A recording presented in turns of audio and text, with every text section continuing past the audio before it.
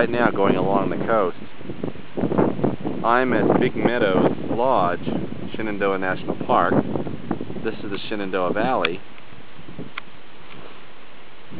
and I think it's probably one of the best perspectives of what the hurricane rain bands look like, because we're up very near the clouds, sometimes in the clouds. Right straight over that little mountain is Luray, and it looks like it's raining in Luray pretty hard right now, where all that gray rain streaks are. That's Luray, Virginia. And this is the Shenandoah Valley. Massanutten Mountain is actually, you can't see it anymore, it's covered in clouds. And there's another town over there, and I don't know what that's called.